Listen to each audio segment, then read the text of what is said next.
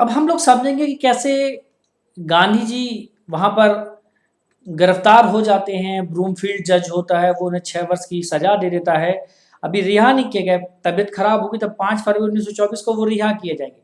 लेकिन 1922 में देखते हैं कांग्रेस एक सविनय अवज्ञा जांच समिति का गठन कर देती है हकीम अजमल खां की अध्यक्षता में। अब हो तो क्या हो, अब आगे क्या करना है, बड़ा असमंजस था कांग्रेस के सामने, क्योंकि ऐसे तो चीजें चलेंगी नहीं, तो कुछ ना कुछ तो करना ही था।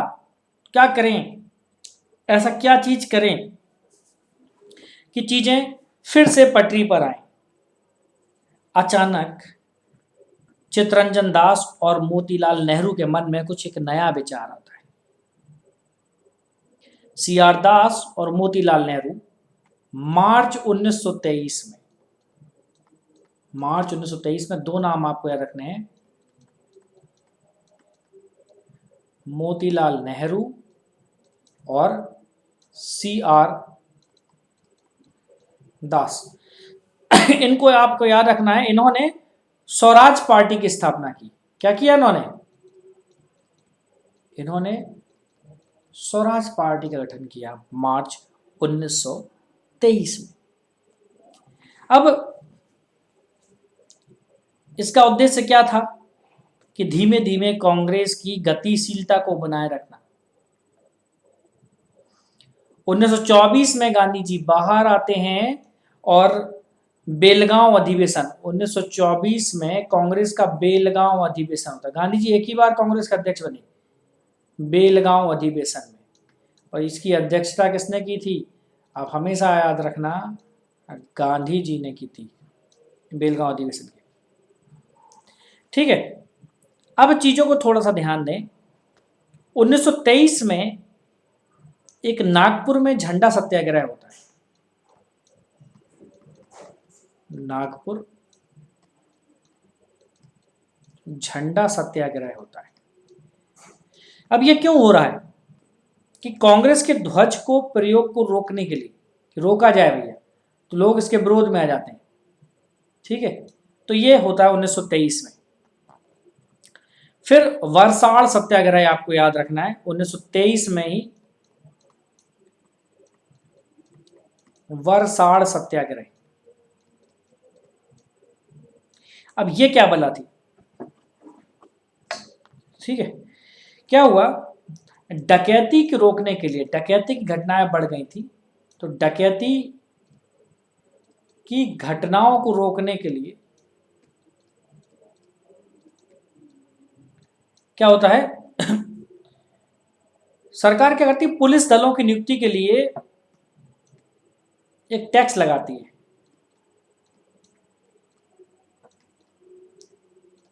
नियुक्ति हेतु क्या करती है, वयस्क पर, प्रत्येक वयस्क पर 2 से 7 आने का टैक्स लगा दिया जाता है। तो इसके विरोध में, इसके विरोध में क्या होता है, बरसाड़ का सत्याग्रह होता है कि भैया लाइन ऑर्डर आपको बना के रखना है। ये क्या है, हर व्यक्ति के ऊपर आप टैक्स लगा रहे हो, चाहे वो उसको दे पाए चाहे ना दे पाए। घटनाएं का क्रम थोड़ा सा ध्यान दें, घटनाएं बढ़ती जा रही है इस समय। कांग्रेस इस समय भी शांत बैठी हुई थी, क्योंकि बस वो इंतजार कर रहे थे, स्वराज पार्टी गठन हो चुका था। लेकिन इसी समय गुरु का बाग सत्याग्रह होता है।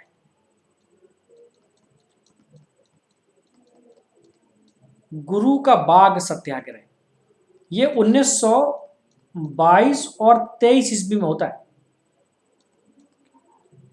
ठीक है, अब देखें अगर ये सत्याग्रह क्या था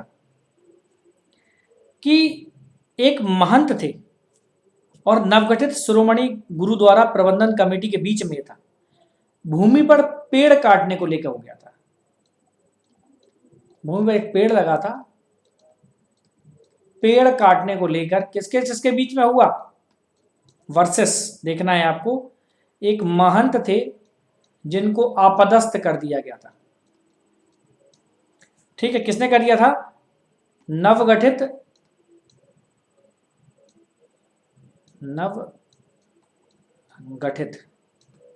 शिरोमणि गुरुद्वारा प्रबंधन कमेटी। गुरुद्वारा प्रबंधन कमेटी ने यह काम किया था। ठीक है, तो इससे लिए क्या हो गया, गुरु का बाग सत्याग्रह। इसी समय 1924 में तारकेश्वर सत्याग्रह होता है। तारकेश्वर सत्याग्रह क्या था, एक भ्रष्ट महंत था बंगाल में, तो उसके विरुद्ध स्वामी विश्वानंद ने इसको शुरू किया था। तो तारकेश्वर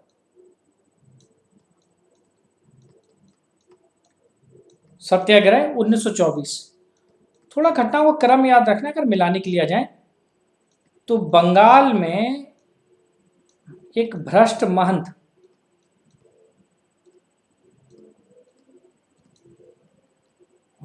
महंत के विरुद्ध किया गया था। किसने किया था, स्वामी विश्वानंद ने।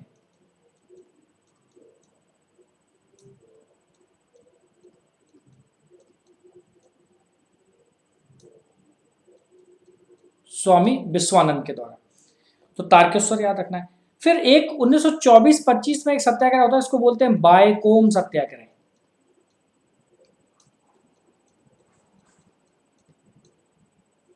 बायकोम सत्याग्रह 1924 और 25, ये बड़ा इंपॉर्टेंटली है, इस डेट को आपको बिल्कुल याद रखना है। बायकोम सत्याग्रह मिलाने के लिए आएगा, बस थोड़ा सा मोटा मोटा। ठीक है, मंदिर प्रवेश के लिए था केरल में, मंदिर प्रवेश के लिए केरल में था, अछूतों का मंदिर में प्रवेश नहीं था, तो उसके लिए चलाया गया था। अब यहां पर क्वेश्चन जो बनता है, जो इंपॉर्टेंट है, वो इस बात पे है कि किसने ये बायकोम सत्याग्रह चलाया था। ठीक है, मंदिर प्रवेश के लिए कांग्रेस के नेता थे, उनका नाम आपको याद रखना है, टी.के. माधवन। तो टी.के. माधवन का रखेंगे, बायकोम सत्याग्रह बहुत इंपॉर्टेंट है।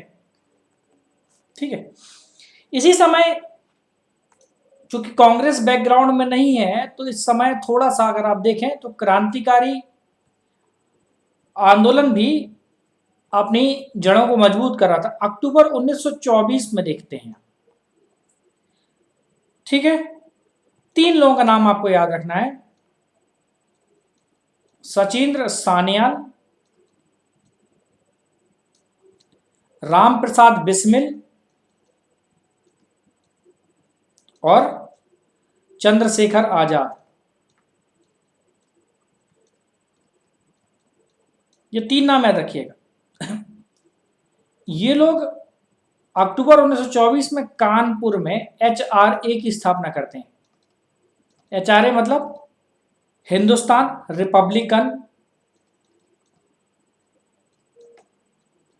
Republican association. ठीक है, गांधी जी 1924 में रिहा होकर आ जाते हैं और बेलगांव अधिवेशन की अध्यक्षता करते हैं। ठीक है, फिर आपको घटना याद रखनी है, 9 अगस्त 1925 काकोरी कांड। काकोरी कांड लखनऊ के पास। ठीक है, काकोरी डकैती को नाम बदल के अब क्या कर दिया गया। ठीक है, अब काकोरी कांड क्या था, इसमें कौन कौन शामिल था। ठीक है, इंपॉर्टेंट है इसको। तो पहले इसमें कौन कौन शामिल था उसके नाम याद रख लेना आपको। इसमें बिस्मिल थे, अशफाक उल्ला थे,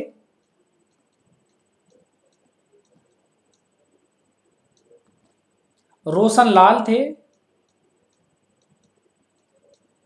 और राजेंद्र लाहेड़ी थे। ठीक है, इन सब पर मुकदमा चलाकर ये सब पकड़े गए थे।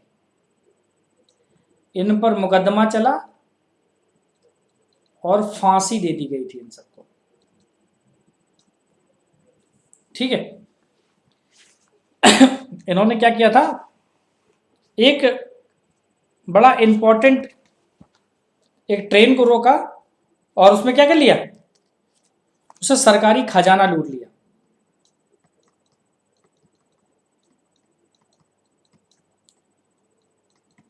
क्या हुआ था, इन्होंने सरकारी खजाना लूट लिया था।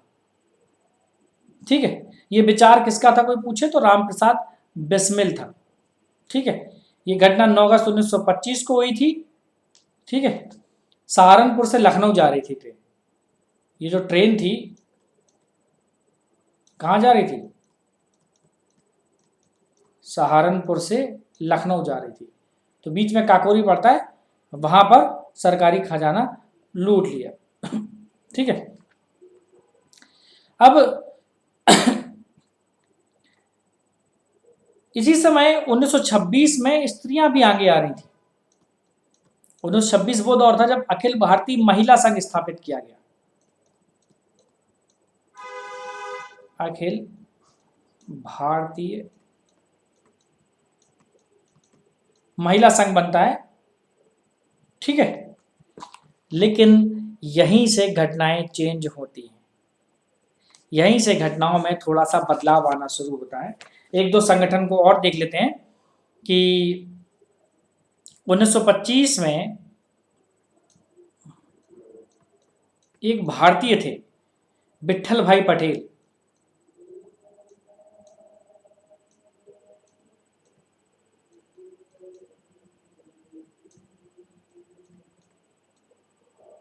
विट्ठल भाई पटेल, इनको केंद्रीय विधानमंडल का अध्यक्ष चुना गया। इनको केंद्रीय विधानमंडल का अध्यक्ष चुना जाता है। ठीक है, अभी भी चंद्रशेखर आजाद एचआरए वाले अभी भी पकड़ में नहीं आए, तो आजाद क्या करते हैं? चंद्रशेखर आजाद आजाद क्या करते हैं? 1928 में दिल्ली में फिरोज शाह कोटला में,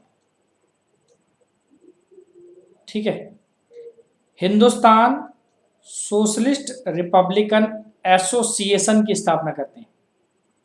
कानपुर में क्या था? एचआरए, यहां पर क्या हो गया? एचएसआरए की स्थापना करते हैं। ठीक है, अब थोड़ा सा देखिए, अब कांग्रेस अब आपको फिर चीजों में वापस लौटते हुए दिखती है। गांधी जी आ चुके हैं। इसी समय पर एक नेहरू रिपोर्ट पेश की जाती है, जो मोतीलाल नेहरू के द्वारा पेश की जाती है। ठीक है, कब पेश की जाती है आपको याद रखना है, 28 अगस्त 1928 को मोतीलाल नेहरू इसको पेश करते हैं। ठीक है, इसकी अध्यक्षता कौन करता है? जो रिपोर्ट पेश की गई और तो सम्मेलन की अध्यक्षता किसने की 1928 के समय? तो उस समय डॉक्टर अंसारी उसमें थे। ठीक है, डोमिनियन स्टेटस को पहला, डोमिनियन स्टेटस लेना है पहले, फिर दूसरा लक्ष्य क्या होगा?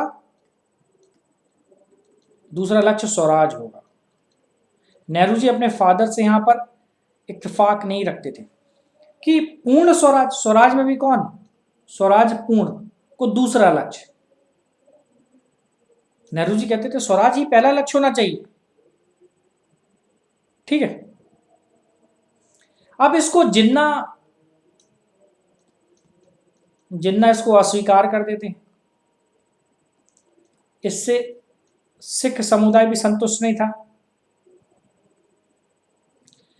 ठीक है, तो जिन्ना क्या करते हैं? इसके विकल्प में मार्च 1929 को एक 14 सूत्री मांग पत्र रखते हैं।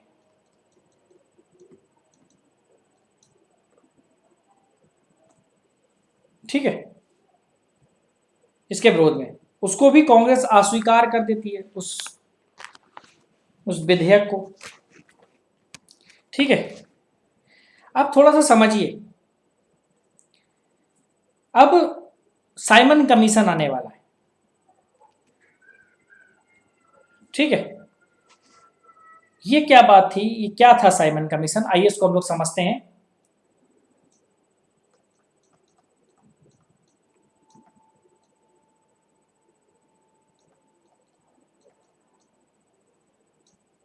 साइमन कमीशन को समझते हैं हम लोग। ये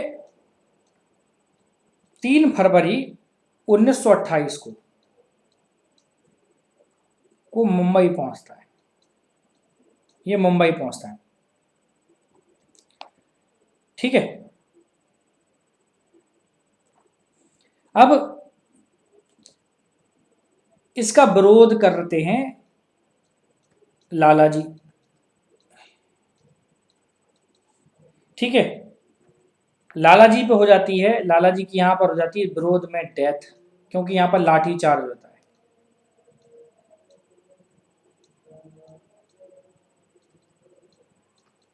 ठीक है, तो मुंबई में लाला जी विरोध करने पहुंचते हैं, लाठीचार्ज में इनकी डेथ हो जाती है, डेथ हो जाती है। तो यहां पर सैंडर्स की हत्या कर देते हैं। सैंडर्स की हत्या कौन करता है? क्योंकि उसी ने लाठीचार्ज का आदेश दिया था, अक्टूबर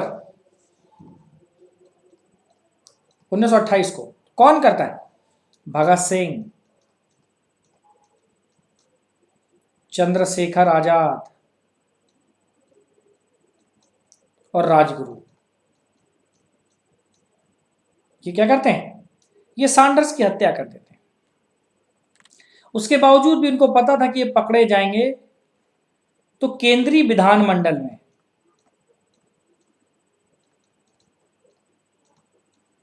ट्रेड डिस्प्यूट बिल पर बहस हो रही थी। ट्रेड डिस्प्यूट बिल पर बहस चल रही थी, और इसी बहस के दौरान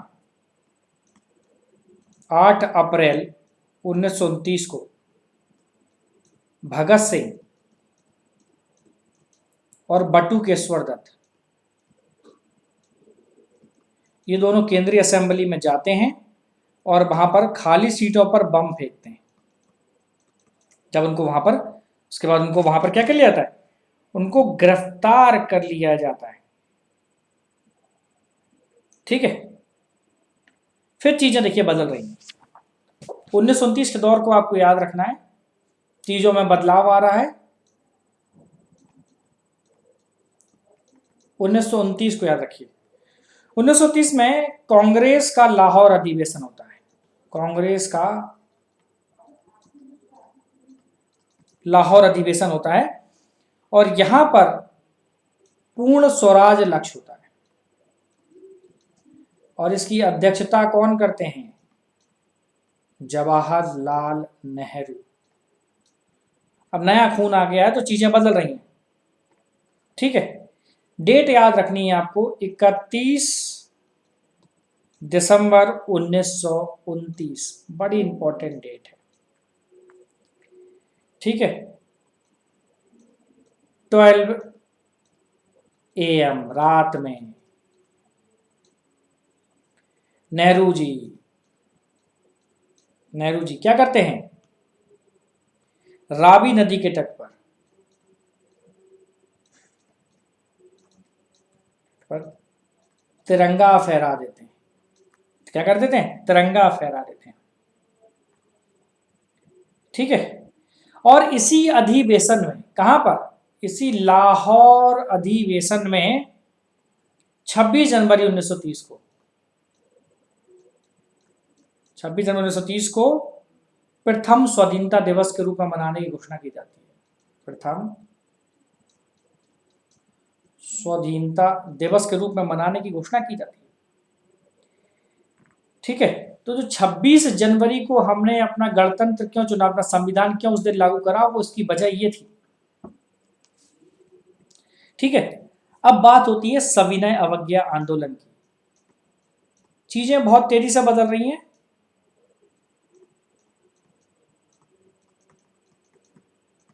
एग्जाम में कोई भी क्वेश्चन गलत नहीं होना चाहिए जो इससे आएगा, क्योंकि आप सारे क्वेश्चंस को लगभग कर लेंगे जैसी मुझे उम्मीद है, कुछ बचेगा नहीं आपसे, ठीक है। अब इसको सुनिए, सविनय अवज्ञा आंदोलन को, ठीक है। यहां पर लाहौर अधिवेशन में 1929 में सविनय अवज्ञा शुरू करने का अधिकार दिया गया। ठीक है, पूर्ण स्वराज की बात कर दी। ठीक है, प्रथम स्वाधीनता दिवस और पूर्ण स्वराज की मांग को मान लिया, मतलब कांग्रेस कार्यकारिणी ने मान लिया। ठीक है, फरवरी 1930 को आप याद रखेंगे। अब फरवरी 1930 वो क्षण आ गया। ठीक है, क्या हुआ? साबरमती आश्रम, असम में कांग्रेस कार्यकारिणी की बैठक, कांग्रेस कार्यकारिणी की क्या होती है कि बैठक होती है, और गांधी जी को अथॉराइज किया जाता है, गांधी जी को परमिशन देती है, भैया आप जो भी करो हम आपके साथ हैं, बस आप हमको रास्ता दिखाओ। ठीक है, अब गांधी जी क्या करते हैं? गांधी जी 12 मार्च 1930 तो आपको याद ही होगा, को 79 लोगों को लेकर चलते हैं। ठीक है, अपने आश्रम से कहां तक जा रहे हैं? अपने आश्रम से दांडी के लिए। कितना लंबा रास्ता है? करीबन 322 किलोमीटर। ठीक है, कितने दिन में पहुंचे? 24 दिन में पहुंचते हैं। कब निकले थे? 12 मार्च को। कब पहुंचे? 6 अप्रैल को। 6 अप्रैल को यहां पहुंच के क्या किया? नमक कानून तोड़ा। बनाया था क्या? नहीं, हाथ में उठा के। ठीक है, सुभाष चंद्र बोस ने इसकी तुलना नेपोलियन के एल्वा से पेरिस यात्रा से की थी। जैसे नेपोलियन एल्वा से पेरिस गया था तो बहुत सारे लोग जुड़ते गए थे, उसी तरह गांधी जी की इस यात्रा की तुलना सुभाष चंद्र बोस ने, ठीक है, नेपोलियन की उस यात्रा से की, एल्वा से पेरिस की यात्रा से। ठीक है, अब ये बड़ा एक आंदोलन था, बहुत बड़ा मूवमेंट था। यहां पर अब क्या हुआ? इसी समय बिहार में जहां नमक नहीं मिल रहा वहां क्या करेंगे? कर ना अदायगी आंदोलन चला। ठीक है, इसी समय मध्य प्रांत, जहां पर समुद्र नहीं वहां क्या होगा? महाराष्ट्र में तो समुद्र तट था, जहां जहां था वहां वहां तो वो हो ही रहा था, और कर्नाटक में इसी दौरान। ठीक है, इसी समय क्या वन सत्याग्रह चलाया जा रहा था, वनवासियों के अधिकारों के लिए। यहां पर कांग्रेस एक हो गई। ठीक है, बारदौली सत्याग्रह की सफलता के बाद महिलाओं ने पटेल को सरदार की उपाधि दी थी। ये सारी चीजें चली रही थी। ठीक है, कि गांधी जी को 5 मार्च 1930 को गिरफ्तार कर लिया गया।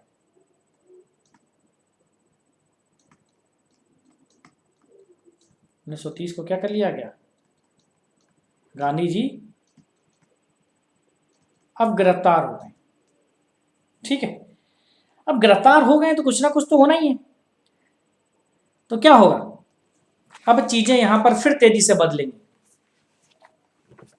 ठीक है, गांधी जी से क्या की जाती है? एक गांधी इरविन पैक्ट होता है 8 मार्च। यहीं पर 8 मार्च 1930 को एक गांधी इरविन पैक्ट होता है। उस समय वायसराय कौन था? इरविन था। ठीक है, इस पैक्ट के बाद गांधी जी क्या करते हैं? आंदोलन को स्थगित कर देते हैं। स्थगित किया है, खत्म नहीं किया है, आंदोलन को स्थगित कर देते हैं। इसको दिल्ली समझौता भी कहते हैं। गांधी इरविन पैक्ट को दिल्ली समझौता के नाम से भी जाना जाता है। ठीक है, अब चीजों को थोड़ा समझना है। अब आप चीजों को थोड़ा यहां पर समझने की कोशिश करिए कि 5 मार्च को एक पैक्ट हुआ, एक समझौता हुआ। ठीक है, और 23 मार्च को एक बड़ी घटना होती है, 23 मार्च 1931, गांधी अर्बन पैक्ट, सॉरी 1931 है, ठीक है। 5 मार्च को क्या कर लिया गया, गांधी जी को गिरफ्तार करा। 8 मार्च 1931 तो गांधी अर्बन पैक्ट होता है। इस समय काकोरी षड्यंत्र केस में याद रखना, काकोरी षड्यंत्र केस के तहत भगत सिंह, सुखदेव और राजगुरु, इन तीनों को फांसी दे दी जाती है, ठीक है। भगत सिंह को शहीद ए आजम के नाम से भी बुलाते हैं, ठीक है। नारे के रूप में अगर देखें तो भगत सिंह ने ही सबसे पहले इंकलाब जिंदाबाद, ये नारे के रूप में सबसे पहले भगत सिंह ने इसका प्रयोग किया था, ठीक है। भगवती चरण ने एक बुक लिखी थी फिलॉसफी ऑफ द बम, ये भी भगत सिंह पर आधारित है। अब थोड़ी सी चीजों को समझते हैं। पहला असहयोग आंदोलन चल रहा था उसी समय, अगर आप देखें पहला गोलमेज सम्मेलन हुआ। असहयोग आंदोलन के समय में क्या हुआ था, प्रथम गोलमेज सम्मेलन हुआ, ठीक है। ये 12 नवंबर शुरू हुआ था 1930 से, और ये चलता है 13 जनवरी 1931 तक, टेन्योर रखना, ठीक है। उस समय ब्रिटेन के पीएम कौन थे, उस समय जो ब्रिटिश पीएम थे वो रैमजे मैकडोनाल्ड थे,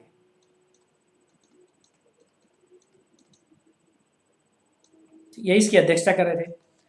कांग्रेस इसमें नहीं गई थी,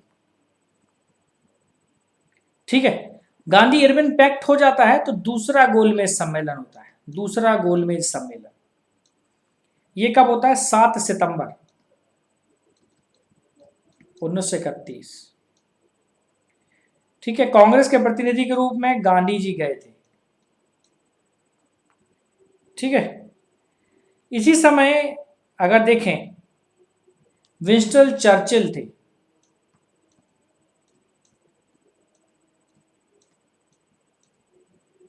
विंस्टन चर्चिल थे, इन्होंने इसे देशद्रोही, गांधी जी को देशद्रोही फकीर कहा था। यहां पर मदन मोहन मालवीय और एनी बेसेंट स्वयं के खर्चे पे गए थे, ये हिंदू प्रतिनिधि के रूप में, और एनी बेसेंट महिलाओं के प्रतिनिधित्व को लेके गई थी। दूसरे गोलमेज सम्मेलन में गांधी जी की बात नहीं बनी, गांधी जी लौटते हैं, ठीक है। ये असफल हो गया, ये भी असफल हो गया, कांग्रेस नहीं गई तो ये क्या हो गया था, ये भी असफल हो गया था। असफल होने के बाद 3 जनवरी 1932 को सविनय अवज्ञा दोबारा शुरू, सविनय अवज्ञा दोबारा शुरू, जो स्थगन किया था ना वो दोबारा शुरू कर दिया गया, ठीक है। और अंतिम रूप से इसे 7 अप्रैल 1934 को ये आंदोलन वापस लिया जाता है। तो कब वापस हुआ, 7 अप्रैल 1934 को, ये आपको याद रखना है, ठीक है। अब देखो जब ये गोलमेज सम्मेलन चल रहा था, एक बड़ा खेल चल रहा था, इस खेल को समझने की बात करनी है, इस खेल को समझने की कोशिश करते हैं। तो दूसरे के अलावा एक तीसरा गोलमेज सम्मेलन भी कर लेते हैं, करेंगे। हम लोग बात करते हैं थोड़ा सा कम्युनल अवार्ड की, अभी तीसरा गोलमेज सम्मेलन आया नहीं है,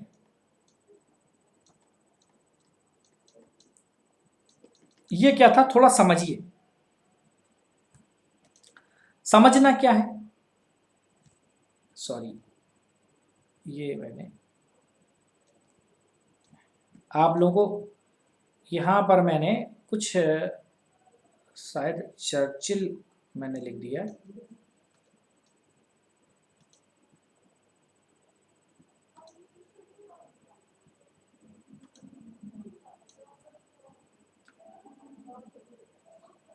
ठीक है, अब हम लोग आगे वाले में देखते हैं, कम्युनल अवार्ड को समझते हैं। कम्युनल अवार्ड में क्या होता है कि 16 अगस्त को हम लोग समझते हैं। 16 अगस्त 1932 को समझिए, जब मैकडोनाल्ड के द्वारा, मैकडोनाल्ड के द्वारा एक कम्युनल अवार्ड का गेम खेला जाता है। अब ये गेम क्यों खेला जा रहा है? लोगों को बांटने की कोशिश हो रही है भारत में। और गांधी जी क्या करते हैं? गांधी जी 20 सितंबर 1932 को इसके विरुद्ध अनशन कर देते हैं। कम्युनल अवार्ड के विरुद्ध क्या कर देते हैं? के विरुद्ध अनशन शुरू कर देते हैं। ठीक है, लेकिन 26 सितंबर आपको डेट याद रखनी है। 26 सितंबर 1932 आपको याद रखना है। मदन मोहन मालवीय को, क्वेश्चन यहाँ पे पूछे गए किन की सहायता से होता है। मदन मोहन मालवीय को आपको याद रखना है, राजेंद्र प्रसाद को याद रखना है, पुरुषोत्तम दास को याद रखना है, और राजगोपालाचारी को याद रखना है। ये सभी लोग मिलके गांधी जी से कहते हैं कि आप अनशन खत्म करो ना। इनकी वजह से अंबेडकर और गांधी जी के बीच में एक पूना पैक्ट होता है। ठीक है, यहां पर अंबेडकर क्या करते हैं? हरिजनों के पृथक प्रतिनिधित्व की बात को वापस ले लेते हैं।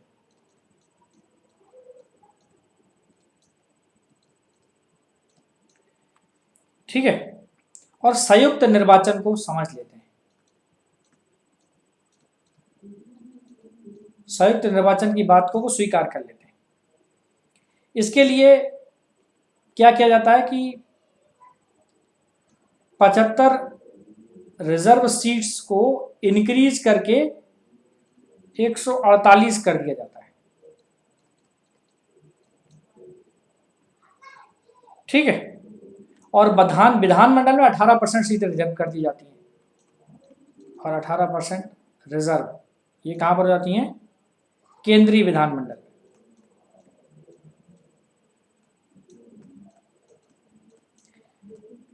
ठीक है, अब तीसरा गोलमेज सम्मेलन को समझेंगे हम लोग, जो कि बड़ा इंपॉर्टेंट है समझने के लिए, समझना जरूरी भी है। अब फिर कुछ चेंजमेंट आने जा रहा है। अब वो जो तीसरा गोलमेज सम्मेलन की हम लोग बात करने जा रहे थे, आप लोग सोच रहे थे कि तीसरा गोलमेज सम्मेलन कब आएगा, तो अब यहां पर 17 नवंबर को 1932 को लंदन में ही थर्ड राउंड टेबल या गोलमेज सम्मेलन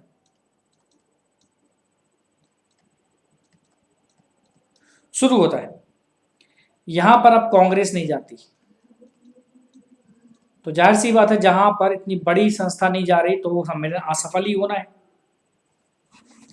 और 1 अगस्त 1933 को गांधी जी फिर कोई दूसरी चीजें शुरू करने की कोशिश करते हैं, व्यक्तिगत सत्याग्रह शुरू करने की बात कर देते हैं। अब देखा जाए तीनों के समय पर पीएम कौन था? पीएम तो मैकडोनाल्ड आपको याद रखना है। जो पीएम था वही इसका अध्यक्ष था। ठीक है, अंबेडकर तीनों में गए थे, तीनों सम्मेलन में गए थे, अछूतों के प्रतिनिधि के रूप में बुलाया गया था। ठीक है, अब इस सविनय अवज्ञा आंदोलन गांधी जी ने शुरू कर दिया दोबारा, तो गढ़वाल राइफल ने इस समय आपको याद रखना है, गढ़वाल राइफल के जवानों ने इस आंदोलन में पठान सत्याग्रहियों पर गोली चलाने से मना कर दिया था।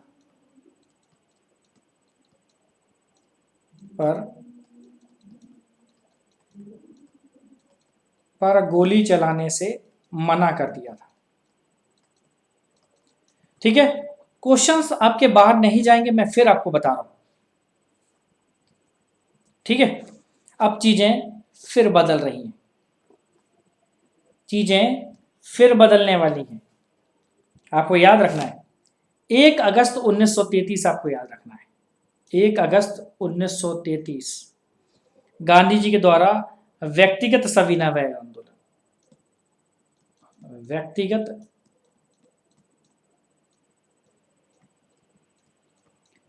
सविनय अवज्ञा आंदोलन शुरू करा जा रहा है। ठीक है, इसी समय बंगाल में सूर्यसेन के द्वारा इंडियन रिपब्लिकन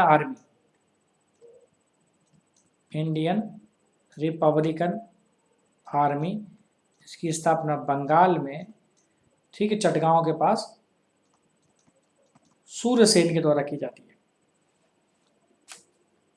ठीक है, इन्होंने इस क्रांतिकारी संगठन के इन्होंने अपने आप को राष्ट्रपति घोषित किया और 16 फरवरी, कहानी नहीं सुनाएंगे कि उनके पास बंदूकें थी लेकिन गोलियां नहीं थी, इनको गिरफ्तार कर लिया गया। ठीक है, और 12 जनवरी 1934 को इनको फांसी दे दी गई। ठीक है, फिर चीजें समझेंगे। 1935 का दौर है, एक इंपॉर्टेंट समय है। 1935 में क्या हो रहा है, अब भारत शासन अधिनियम,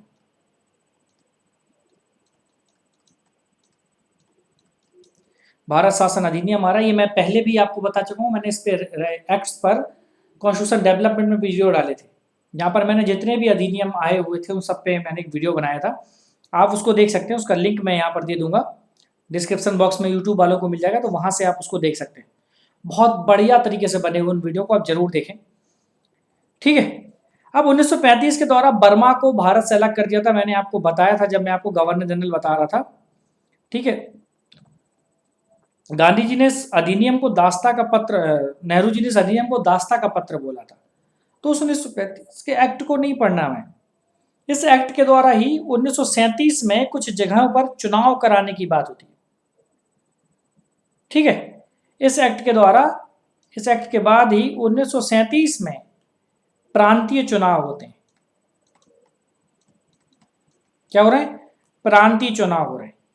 और कांग्रेस क्या करती है, टोटल उस समय 11 प्रांत थे, 11 प्रांतों में से 6 प्रांतों में कांग्रेस की सरकार होती। कहां कहां पर, मद्रास, संयुक्त प्रांत,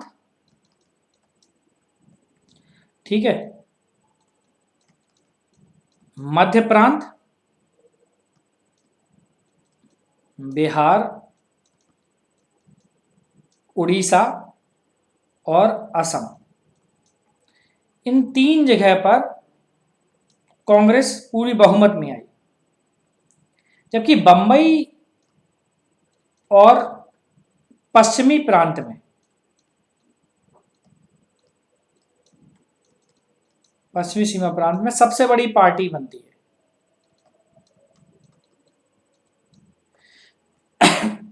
ठीक है, अब देखो पंजाब में किसी को स्पष्ट बहुमत नहीं मिलता, इसलिए मुस्लिम लीग और यूनियनिस्ट पार्टी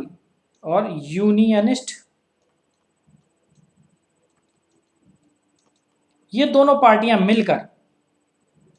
मिलकर सरकार बनाती है। ठीक है, बंगाल को अगर समझें, अगर आप बंगाल को समझें तो बंगाल में मुस्लिम लीग और कृषक प्रजा पार्टी, ये लोग मिलकर सरकार बनाते हैं। ये मिलकर सरकार बनाते। ठीक है। अब इस दौर में 1937 में विधानमंडलों ने काम शुरू करने लगे, अपने प्रतिनिधि लोग बैठने लगे, लोग उनसे आके मिलने लगे। इन बातों को हम डिस्क्रिप्शन में समझेंगे कि उस समय क्या माहौल था, कैसी चीज़ें थी। जो क्लास में हमने बताया था उसको हम लोग बाद में देखेंगे ऑनलाइन में कभी। लेकिन इसी समय 1 सितंबर, हमें रिवीजन करना तो बहुत सारी चीज़ों को जल्दी जल्दी देखना। 1 सितंबर 1939 को सेकेंड वर्ल्ड वॉर शुरू होता है। और इस समय वायसराय कौन थे? क्वेश्चन पूछा जाता है तो बताना, लॉर्ड लिनलिथगो। कौन से? लिनलिथगो इस समय वायसराय थे। और भारत को बिना पूछे इसमें शामिल कर लिया। तो क्या किया? 15 नवंबर 1939 को कांग्रेस मंत्रिमंडलों ने इस्तीफा दे दिया। कांग्रेस मंत्रिमंडलों का इस्तीफा। रीजन समझ में आ गया? क्यों? क्योंकि भारत से बिना पूछे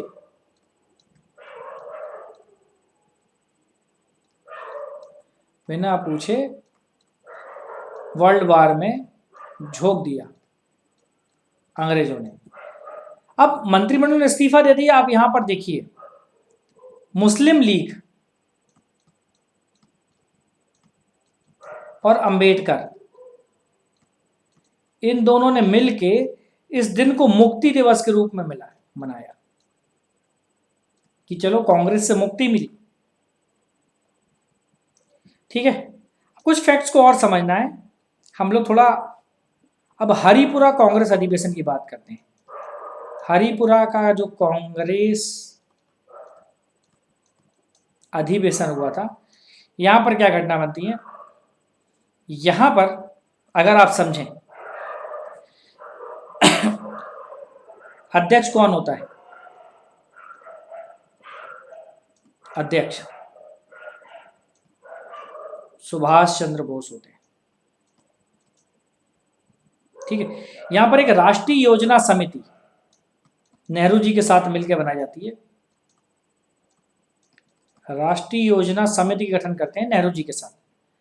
लेकिन ये जो हरिपुरा अधिवेशन था वो 1938 की घटना थी। 1939 में परिस्थितियां फिर बदल रही हैं।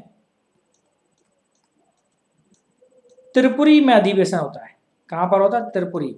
यहां पर भी सुभाष चंद्र बोस को अध्यक्ष चुना जाता है। ठीक है। बोस वर्सेस पट्टारमैया लड़ते हैं। पट्टाभी सीतारमैया, ये गांधी जी इनको खड़ा करते हैं, लेकिन ये बोस ही जीतते हैं, इनकी हार हो जाती है। ठीक है।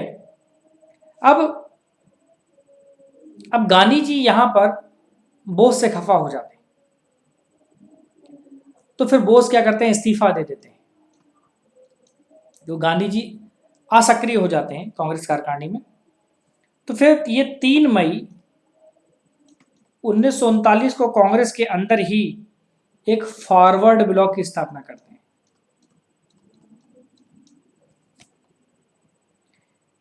ठीक है। जैसे गांधी जी के राजनीतिक गुरु कौन थे? गोखले। उसी समय इसी तरह सुभाष चंद्र बोस के राजनीतिक गुरु कौन थे? चित्तरंजन दास। लेकिन आप गौर करना, आप डेट आ गई है 8 अगस्त 1940। अगस्त प्रस्ताव किसके द्वारा पेश किया जाता है? अगस्त प्रस्ताव। फिर वही लिनलिथगो इस समय वायरस होता है, उसी के द्वारा इसको पेश किया जाता है। प्रोविजंस क्या हैं इस प्रस्ताव के? ठीक है, वो हम लोग समझेंगे। अब अगस्त प्रस्ताव होता है, लेकिन मार्च 1940 समझना है। मुस्लिम लीग, अब ये बड़ी गड़बड़ स्थिति आ रही है। मुस्लिम लीग, एक लाहौर अधिवेशन होता है इनका, मुस्लिम लीग का लाहौर अधिवेशन, और यहीं पर पृथक पाकिस्तान।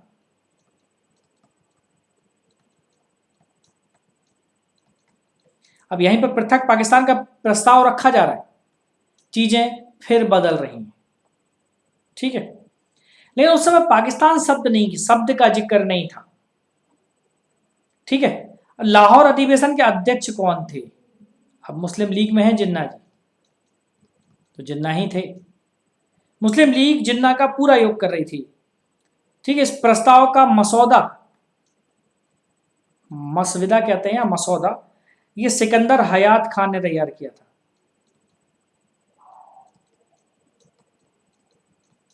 ये सिकंदर हयात खान के द्वारा इसको तैयार किया गया था। ठीक है। और इसे किसने पेश किया था? पेश, अगर क्वेश्चन है इसे किसने पेश किया था, तो आपको बताना है इसे पेश किया था फजलुल हक ने। फजलुल हक ने इसको पेश किया था। इसकी स्वीकृति किसने दी थी? स्वीकृति किसने की थी? खलिक उज़्ज़मा ने। खलिक उज़्ज़मा ने। ठीक है। अब देखिए, बड़ा इंपॉर्टेंट दिन आ रहा है, फिर मैं बार बार कहता हूं, 17 अक्टूबर 1940 गांधी जी व्यक्तिगत सत्याग्रह की शुरुआत करते हैं।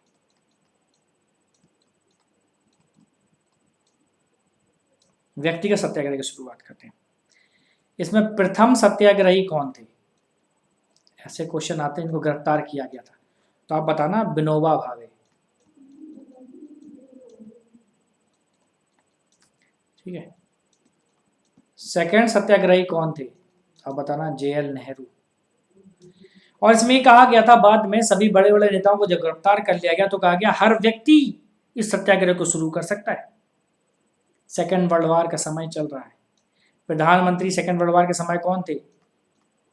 इस समय चर्चिल हैं पीएम, और चल रहा है वॉर, सेकेंड वर्ल्ड वॉर चल रहा है। ठीक है। तो क्रिप्स मिशन पहुंचता है कई लोगों के दबाव के बाद। ऑस्ट्रेलियाई प्रधानमंत्री, चीनी राष्ट्रपति के दबाव के स्वरूप भारत में क्रिप्स मिशन आता है। क्रिप्स मिशन ये 22 मार्च 1942 को भारत पहुंचा। और क्रिप्स मिशन को गांधी जी ने क्या कहा? Post dated cheque. ये पोस्ट डेटेड चेक है, उत्तर दिनांकित चेक है। ठीक है। बाद की तारीख का चेक है, पता नहीं कहीं बाउंस ना हो जाए। ठीक है। जवाहरलाल नेहरू ने क्रिप्स मिशन को एक ऐसा बैंक कहा जो पहले से डूब रहा है, कैसे भरोसा करेंगे बाद में ये चेक कैश भी हो पाएगा? ठीक है। तो इसी समय थोड़ा सा बैक जाए, अगर 15 दिसंबर 1941 हम पढ़ेंगे मोहन सिंह को। मोहन सिंह, इन्होंने मलाया में आजाद हिंद फौज की स्थापना की। तो आजाद हिंद फौज की स्थापना कहां हुई थी? आप याद रखेंगे, मलाया में। और इसी समय जापान में आपको एक बंदा याद होगा, रास बिहारी बोस। ये भी बड़ा इंपॉर्टेंट है। इन्होंने इंडिया इंडिपेंडेंस लीग,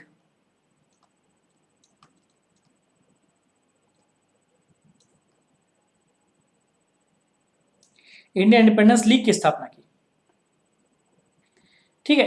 इसी समय भारत में अगर चीजों को गौर करें तो भारत में चीजें बदल रही हैं। इसी समय भारत में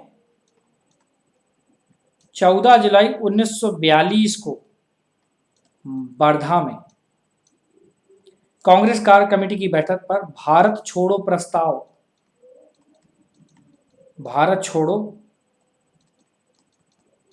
आंदोलन का प्रस्ताव पास होता है। ठीक है। यहीं पर गांधी जी ने कहा था कि कांग्रेस अगर इस प्रस्ताव को पास नहीं करती है तो मैं देश में कांग्रेस से भी बड़ा आंदोलन खड़ा कर दूंगा इस देश की बालू से। ठीक है। 1 अगस्त 1942 को नेहरू जी ने भी कहा था तिलक दिवस पर कि हम आग से खेलने जा रहे हैं, हो सकता है चोट हमारे ऊपर लग जाए। लेकिन गांधी जी मानने वाले नहीं थे और 8 अगस्त 1942 मुंबई, मुंबई में गवालिया टैंक मैदान। ठीक है, भारत छोड़ो प्रस्ताव पास, भारत छोड़ो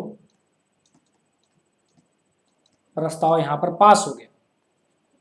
इसे पास होने के बाद गांधी जी ने क्या कहा, करो या मरो। पूछा जाए कब कहा, जब ग्वालियर में पास हो गया तो गांधी जी ने कहा कि करो या मरो, मैं एक नारा देता हूं। ठीक है, प्रस्ताव पास हुआ 8 अगस्त को। 9 अगस्त 1942 को सभी कार्यकारिणी के नेता गिरफ्तार हो गए। ठीक है, गांधी जी और सरोजनी नायडू,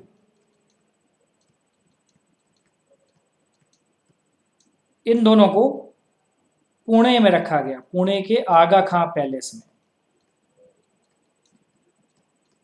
आगा खां महल में रखा गया। ठीक है, और कांग्रेस को असंवैधानिक संस्था यहां पर घोषित कर दिया गया कि अब कांग्रेस कोई संवैधानिक संस्था नहीं है। ठीक है, यहां पर अंग्रेजों ने कांग्रेस को असंवैधानिक संस्था घोषित कर दिया। ठीक है, 10 फरवरी 1943 को गांधी जी 21 दिन का उपवास रखते हैं वहीं आगा खां पैलेस में। ठीक है, इसी दौरान कुछ लोग अभी सक्रिय थे, जैसे जेपी, जयप्रकाश नारायण। ठीक है, भूमिगत रह के काम कर रहे थे। इन्होंने आजाद दस्ते का गठन किया।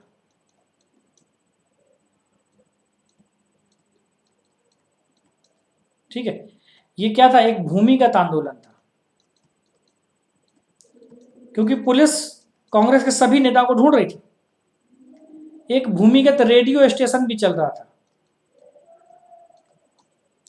इसकी बंबई और नासिक से चल रहा था, बंबई और नासिक से चलाया जा रहा था, जो कांग्रेस की सूचनाओं का प्रसारण करता था। इसी समय बलिया में अगर हम लोग बात करें, बलिया में गांधीवादी थे चित्तू पांडे, चित्तू पांडे। इनके नेतृत्व में पहली समानांतर सरकार का गठन होता है। ठीक है, बंगाल में मिदनापुर है, मिदनापुर में एक जगह है तामलुक,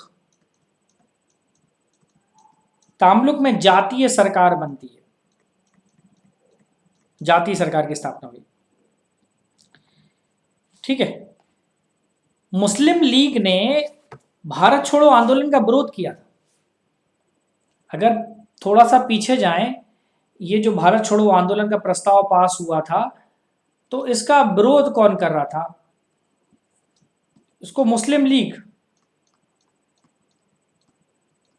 मुस्लिम लीग क्या कर रही थी, मुस्लिम लीग ने इसका विरोध किया था। आरएसएस भी इसके विरोध में थी। ठीक है, उनके अनुसार यह समय नहीं है आंदोलन करने का। खैर कोई बात नहीं, ये सारी चीजें इधर चली रही थी कि 1942 की बात कर रहे थे हम लोग, पुणे के आगा खां महल में ये सब काम चल रहा है। मिदनापुर में जातीय तहसील, जातीय सरकार का गठन हो जाता है। ठीक है, और ये जो थे, अगर पीछे जाएं, मुस्लिम लीग, तो इनके लिए एक डेट आपको याद रखनी है। वो डेट क्या है, 23 मार्च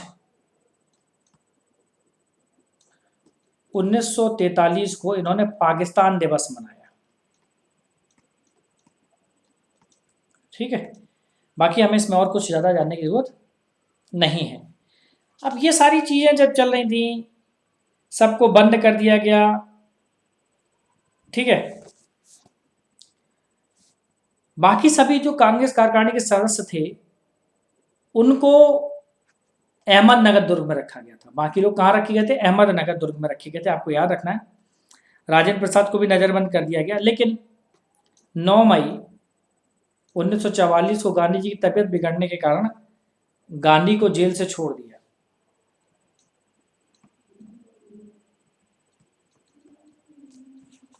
ठीक है, अब गांधी जी आजाद हो गए हैं। ठीक है, ये सारी चीजें इधर चली रही हैं। अब किस किसने उस भारत छोड़ो आंदोलन की आलोचना की, अगर ऐसे क्वेश्चन आ जाए तो हिंदू महासभा, अकाली, ये भी इसमें शामिल थे, मुस्लिम लीग, आरएसएस, यहाँ पर हम लोग नोट ही कर लेते हैं इन सब चीज़ों को। मुस्लिम लीग, ठीक है, और किसने विरोध किया था? एक तो विरोध हो गया मुस्लिम लीग के द्वारा, और किसने किया था विरोध?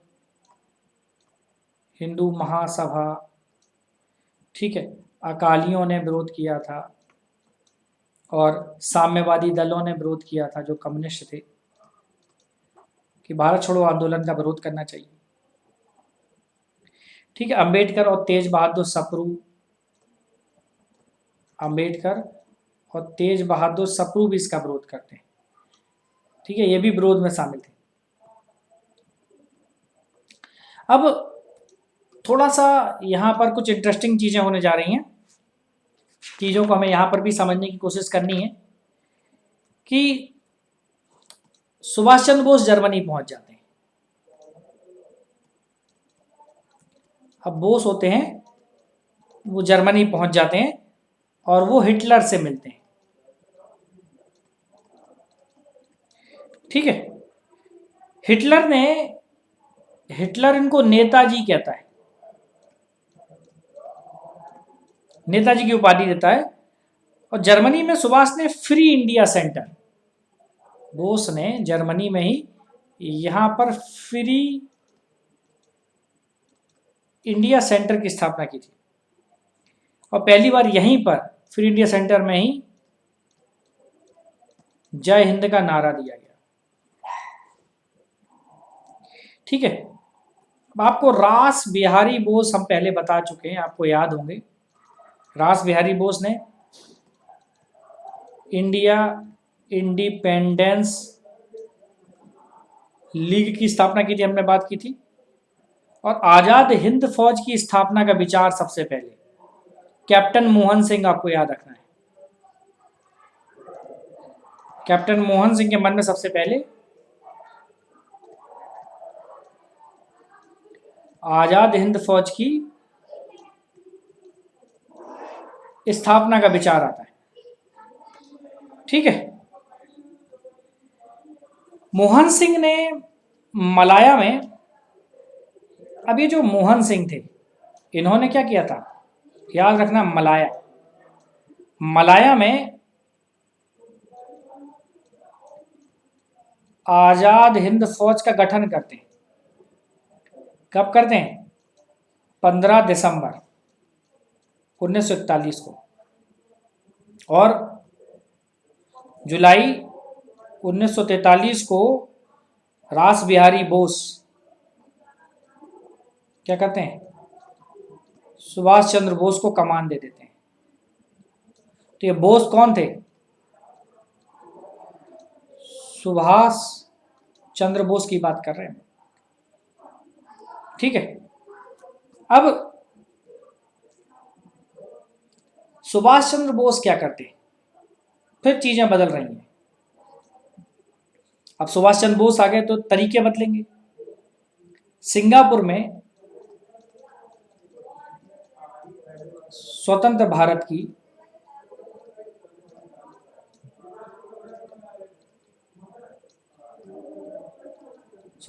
की अस्थायी सरकार की स्थापना करते हैं, और इसका मुख्यालय उन्होंने रंगून रखते हैं, बर्मा की राजधानी रंगून।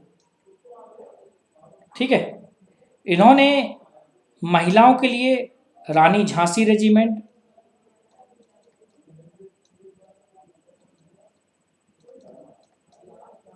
ठीक है, सुभाष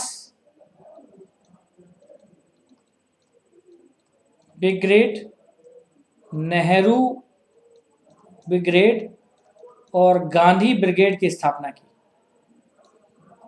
4 ब्रिगेड थी, ठीक है। बाद में जब आज़ाद हिंद फौज हार जाती है तो आज़ाद हिंद फौज के अधिकारियों को गिरफ्तार कर लेते हैं। पी के सहगल, आपको याद रखना है, पी के सहगल, ठीक है। और कर्नल गुरुदयाल ढिल्लो,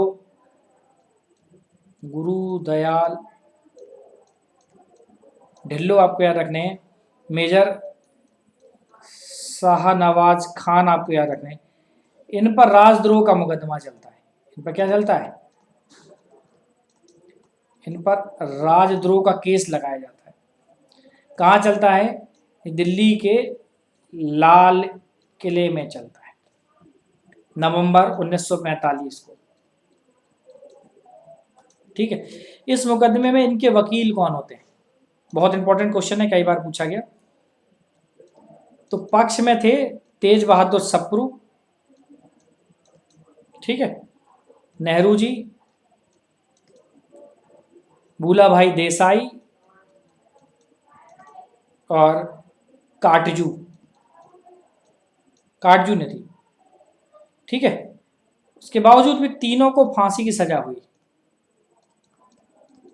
तीनों को फांसी की सजा दी, लेकिन लास्ट में वायसराय ने माफ कर दिया। वायसराय द्वारा माफी, ठीक है। अब आपको याद रखना है 25 जून 1945 शिमला सम्मेलन, मेरे ख्याल में आपको याद होगा, ठीक है। शिमला सम्मेलन को आपको अच्छे से याद रखना है, जो कि बड़ा इंपॉर्टेंट है शिमला सम्मेलन, ठीक है। अगर शिमला सम्मेलन की बात करें आप, तो यहां से क्या क्या क्वेश्चन आते हैं आपको याद रखना है। यहां पर कांग्रेस की तरफ से कौन गया? कांग्रेस की तरफ से अबुल कलाम आजाद,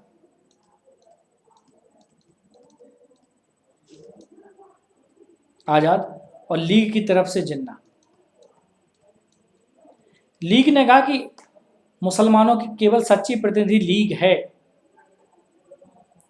तो वही बात करेगी। कांग्रेस ने इस पर ऐतराज जताया और ये सम्मेलन असफल हो गया, ठीक है। ये शिमला सम्मेलन क्या हुआ था? असफल हो गया, ठीक है। फिर आपको याद रखना है 18 फरवरी की तारीख याद रखनी है, 18 फरवरी 1946। जगह याद रखनी है मुंबई, नौसैनिक विद्रोह, ठीक है। रॉयल इंडियन नेवी के कुछ सिपाही थे जो गैर कमीशन प्राप्त अधिकारी थे, उन्होंने विद्रोह हो गया, कराची, मद्रास और बाद में कलकत्ता तक फैल गया ये विद्रोह, ठीक है। यहां पर एमएस खान के नेतृत्व में हड़ताल का आयोजन किया गया, ठीक है। सैनिकों ने, इन लोगों ने तिलक और जिन्ना, तिलक और जिन्ना के दबाव में आत्मसमर्पण कर दिया, ठीक है। अब डेट आपको फिर समझनी है, 29 मार्च 1946। यहां पर आपको समझना है कैबिनेट मिशन। कैबिनेट मिशन क्यों है? ठीक है, कि पहले तो कैबिनेट मिशन में कौन कौन थे आपको समझना है। स्टेफर्ड क्रिप्स थे, ठीक है, अलेक्जेंडर थे,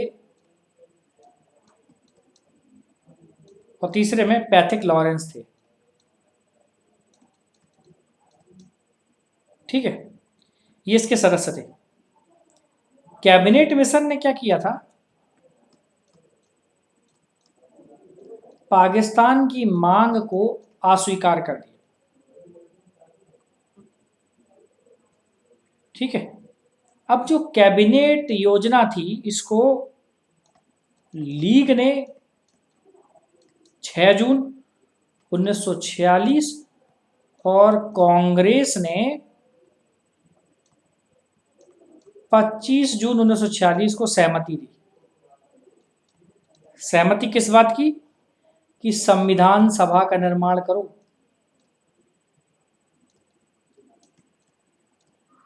अपना संविधान खुद बनाएं। ठीक है। इसके लिए चुनाव हुए जो अप्रत्यक्ष रूप से हुए थे। इस चुनाव में 296 सीटें थी टोटल। इसमें से 201 पर कांग्रेस और 73 पर लीग। ठीक है। और 4 पर सिख लोग थे जीते। ठीक है। और 24 अगस्त 1946 याद रखना है, नेहरू के नेतृत्व में भारत की पहली अंतरिम सरकार बनी। पहली अंतरिम राष्ट्रीय सरकार की स्थापना हुई। ठीक है। 26 अक्टूबर 1946 को लीग के 5 सदस्य इसमें शामिल हो गए। इसमें, इस राष्ट्रीय सरकार में। ठीक है। अब संविधान सभा की पहली बैठक होती है 9 दिसंबर 1946 को दिल्ली में संविधान सभा की पहली बैठक हुई। ठीक है। जिसका लीग ने बहिष्कार किया। ओके। इसी समय एटली ने 20 फरवरी 1947 को, ब्रिटिश प्रधानमंत्री एटली थे, एटली ने क्या घोषणा की?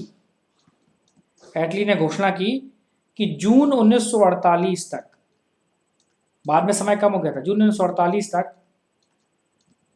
अंग्रेज भारत छोड़ देंगे। समझिएगा हमारी बात। ठीक है। वायसराय कौन था? बेवेल। बेवेल ने एक ब्रेक डाउन प्लान बताया। इसके तहत बोला कि अंग्रेज 31 मार्च 1947 तक भारत छोड़ देंगे।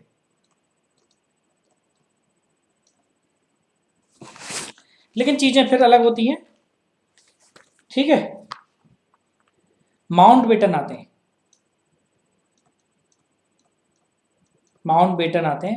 माउंटबेटन को डिकी वर्ड भी बोलते हैं। ठीक है। इन्होंने 4 जुलाई 1947 को जो एटली ने भारतीय स्वतंत्रता विधेयक प्रस्तुत किया था, बेटन ने कहा कि 4 जुलाई 1947 को एटली द्वारा भारतीय स्वतंत्रता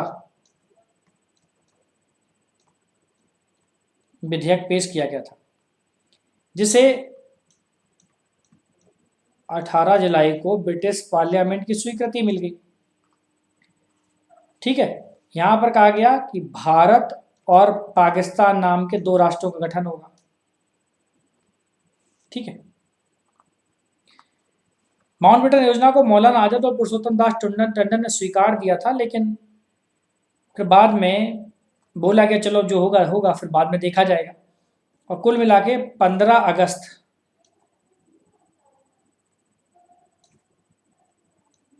1947 को फिर भारत स्वतंत्र हो जाता है। ठीक है। इस समय जब होता है तो कांग्रेस के अध्यक्ष कौन थे? इसमें कांग्रेस अध्यक्ष थे जेबी कृपलानी। कौन थे? जेबी कृपलानी। ठीक है। बाकी चीजें मैं आपको बता चुका हूं। अब कुछ हम लोग चलते चलते में देखेंगे। कुल मिला के आपकी मॉडर्न हिस्ट्री यहाँ पर समाप्त हो गई। हम लोग कुछ इंपॉर्टेंट अधिवेशन वगैरह को समझेंगे एक और वीडियो में, और कुछ इंपॉर्टेंट चीजों को समझेंगे।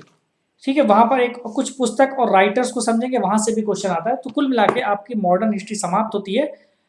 बाकी हम लोग कुछ चलते-चलते पार्ट में देखेंगे वहाँ पर, उससे भी 1-2 क्वेश्चन आपको मिलने की संभावना रहेगी। कुल मिला के आपके क्वेश्चंस बाहर आने नहीं जा रहे हैं। बस आप इतना करते रहिए, इन वीडियो को बार-बार सुनिए और आपका प्री बहुत आसानी से हो जाएगा।